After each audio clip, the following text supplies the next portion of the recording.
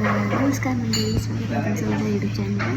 तर मंडळी, आता आम्ही आहोत सापामध्ये आणि हे जे हॉटेल आहे ते इको सापा म्हणून असं काहीतरी नाव आहे. इको सापा, राईट? इको विला सापा.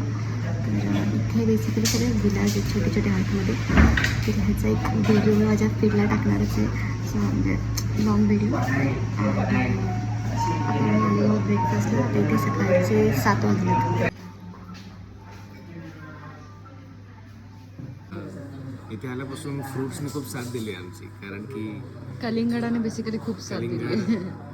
एक फ्रूट तर आपण ट्राय केलेलं काल, त्याचं माहिती पण नव्हतं. ते बोलले की ते मँगो आहे, but it was not mango, it was something else. Fruits is the survival guys. हां, म्हणजे you can have other dishes, but fruit तुम्ही बेसिकली असं आहे की तुम्ही ते खाऊ शकता. बाकीच्या डिशेसमध्ये जस्ट तुम्हाला काय व्हेजिटेबल्स. टोफू चांगलं होतं यार. लुक्स हां, लुक्स पण चांगले आणि टेस्टला पण ठीक आहे, खाऊ शकतो असं होतं. तर कलिंगडाने बेसिकली खूप साथ दिली आहे. काल जो आमचा हे होता ना, जो गाईड होता त्याने पण आम्हाला कलिंगड आणून दिली खायला, कारण आम्हाला काहीच खावंसंच वाटत नव्हतं. तर मंडळी, ब्रेकफास्ट झाल्यानंतर आम्ही निघालो कॅटकॅट विलेजकडे. कॅटकॅट विलेज हे सापामधलं एक सुंदर आणि अप्रतिम गाव आहे.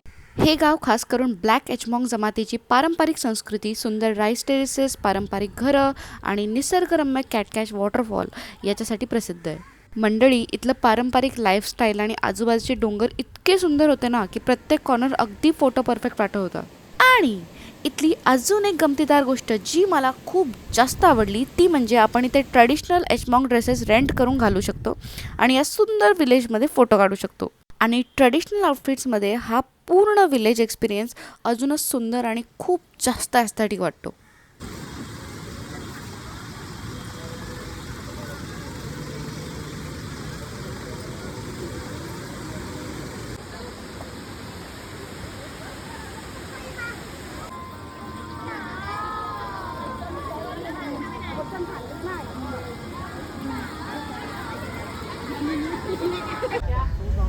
We go back to the hotel first. तर मंडळी, या रिगार्डिंग एक लॉंग व्लॉग मी माझ्या चॅनलला पोस्ट करणारच आहे आणि इको विलाजचा व्लॉग मी ऑलरेडी पोस्ट केलेला आहे.